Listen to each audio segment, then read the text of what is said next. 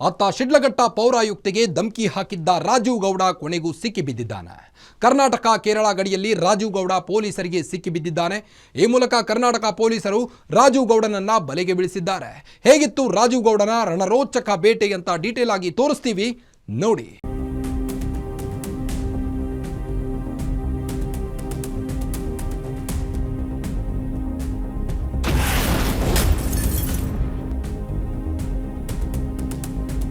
ಜನವರಿ 12, 2025 ಸೋಮವಾರ ಅಂದು ಸಂಜೆ ವೇಳೆಗೆ ಶಿಡ್ಲಘಟ್ಟ ಪೌರಾಯುಕ್ತೆ ಅಮೃತಾ ಗೌಡಗೆ ಕರೆ ಮಾಡಿದ್ದ. ಶಿಡ್ಲಘಟ್ಟ ಕಾಂಗ್ರೆಸ್ ಮುಖಂಡ ರಾಜೀವ್ ಗೌಡ ಅವಾಚ್ಯ ಶಬ್ದಗಳನ್ನು ಬಳಸಿ ನಿಂದಿಸಿದ್ದ. ಬ್ಯಾನರ್ ತೆರವಿನ ವಿಚಾರವಾಗಿ ಅಮೃತಾ ಗೌಡಗೆ ಕರೆ ಮಾಡಿದ್ದ ರಾಜೀವ್ ಗೌಡ ಶಿಡ್ಲಘಟ್ಟ ಶಾಸಕ ಪೌರ ಕಾರ್ಮಿಕರಿಗೆ ನಿಂದಿಸಿದ್ದ. ಈ ವಿಚಾರ 2 ದಿನಗಳು ತಡವಾಗಿ ಅಂದ್ರೆ ಜನವರಿ 14ರಂದು ಹೊರಬಂದಿತ್ತು. ರಾಜೀವ್ ಗೌಡ ಆಡಿಯೋ ವೈರಲ್ ಆಗ್ತಿದ್ದಂತೆ ರಾಜ್ಯಾದ್ಯಂತ ತೀವ್ರ ಆಕ್ರೋಶ ವ್ಯಕ್ತವಾಗಿತ್ತು. ಬಳಿಕ ಆತನ ವಿರುದ್ಧ ಪೊಲೀಸರು ಎಫ್ಐಆರ್ ದಾಖಲಿಸಿ ಬಂಧನಕ್ಕೆ ಮುಂದಾಗಿದ್ರು. ಇದಾದ ಬಳಿಕ ಆತ ತಲೆಮರೆಸಿಕೊಂಡಿದ್ದ.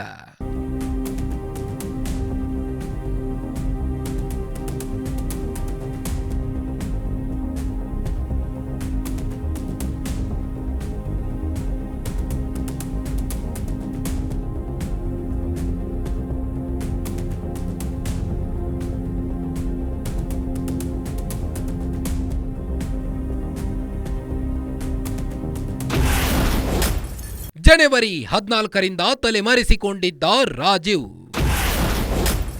ಕೇಸ್ ದಾಖಲಾಗುತ್ತಿದ್ದಂತೆ ಕೈ ಮುಖಂಡ ಅಜ್ಞಾತ. ಜನವರಿ 14ರ ಮಧ್ಯಾಹ್ನದ ಹೊತ್ತಿಗೆ Rajeev Gowda audio full viral ಆಗಿತ್ತು. ರಾಜ್ಯದ ಮೂಲೆ ಮೂಲೆಯಲ್ಲಿ ರಾಜೀವ್ ಗೌಡನ ಆಡಿಯೋ ಚರ್ಚೆಗೆ ಕಾರಣವಾಗಿತ್ತು. ಒಬ್ಬ ಮಹಿಳೆ ಅಧಿಕಾರಿ ಜೊತೆ ಮಾತನಾಡುವಾಗ ಅವಾಚ್ಯ ಶಬ್ದ ಬಳಸಿದ್ದು ಆಕ್ರೋಶಕ್ಕೆ ಕಾರಣವಾಗಿತ್ತು. ಆಡಿಯೋ ವೈರಲ್ ಆದ್ರೂ ರಾಜೀವ್ ಗೌಡ ವಿಚಲಿತನಾಗಿರಲಿಲ್ಲ.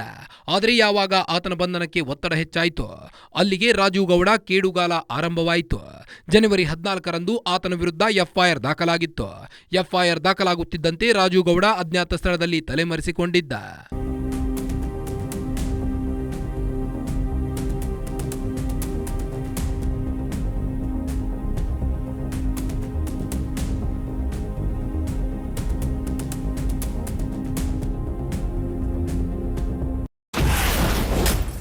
ನ್ಯಾಯಾಂಗ ಹೋರಾಟದಲ್ಲೂ ರಾಜೀವ್ಗೆ ಹಿನ್ನಡೆ. ನಿರೀಕ್ಷಣಾ ಜಾಮೀನು ಸಿಗ್ತಿಲ್ಲ, ಎಫ್ಐಆರ್ ಕೂಡ ರದ್ದಾಗಲಿಲ್ಲ. ಶಿಡ್ಲಘಟ್ಟ ಠಾಣೆಯಲ್ಲಿ ರಾಜೀವ್ ಗೌಡ ವಿರುದ್ಧ ಎಫ್ಐಆರ್ ದಾಖಲಾಗಿತ್ತು. ಯಾವ ಕ್ಷಣದಲ್ಲಿ ಬೇಕಾದರೂ ಆತನ ಬಂಧನ ಆಗೋ ಪರಿಸ್ಥಿತಿ ಎದುರಾಗಿತ್ತು.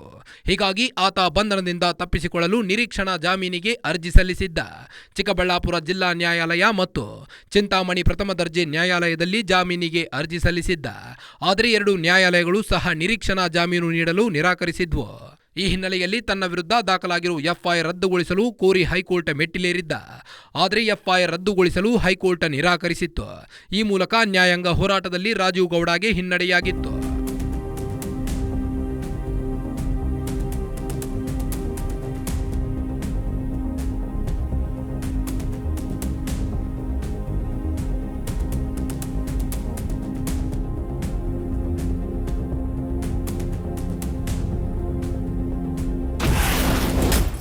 ರಾಜೀವ್ ಗೌಡ ಬಂಧನಕ್ಕೆ ದಿನೇ ದಿನೇ ಹೆಚ್ಚಿದ ಒತ್ತಡ.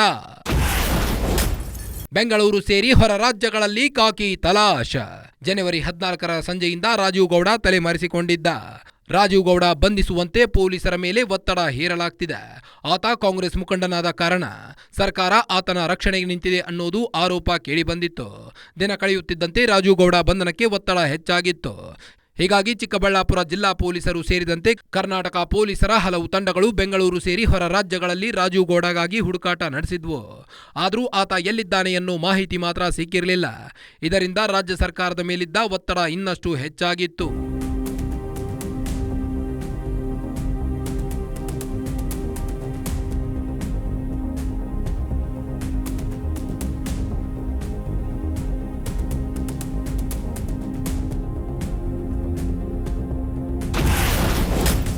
ಹದಿಮೂರು ದಿನಗಳ ಬಳಿಕ ರಾಜೀವ್ ಗೌಡ ಖಾಕಿ ಬಲೆಗೆ.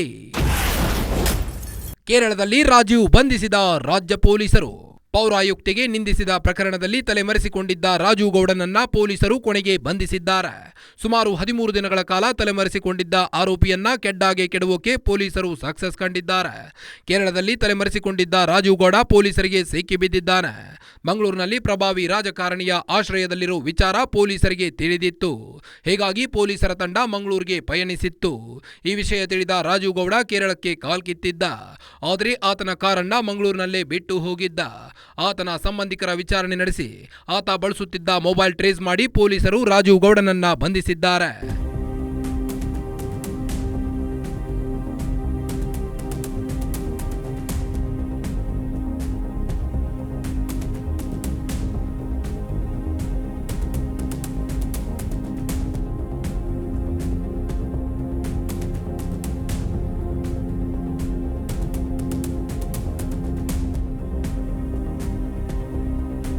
ಕೊನೆಗೂ ರಾಜು ಗೌಡನನ್ನ ಬಂಧಿಸಿರೋ ಪೊಲೀಸರು ಆತನನ್ನ ಶಿಡ್ಲಘಟ್ಟಕ್ಕೆ ಕರೆತರುತ್ತಿದ್ದಾರೆ.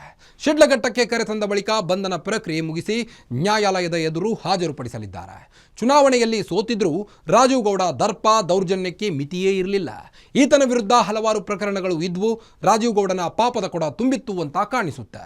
ಹೀಗಾಗಿ ಸರ್ಕಾರಿ ಅಧಿಕಾರಿಗೆ ಬೆದರಿಕೆ ಹಾಕಿದ ಪ್ರಕರಣದಲ್ಲಿ ಪೊಲೀಸರಿಗೆ ಸಿಕ್ಕಿಬಿದ್ದಿದ್ದಾನೆ. ಇದಾಗಿತ್ತು ಈ ಹೊತ್ತಿನ ವಿಶೇಷ. ನೋಡ್ತಾ ಇರಿ ಗ್ಯಾರಂಟಿ ನ್ಯೂಸ್, ಸುದ್ದಿ ಖಚಿತ, ನ್ಯಾಯ ನಿಶ್ಚಿತ.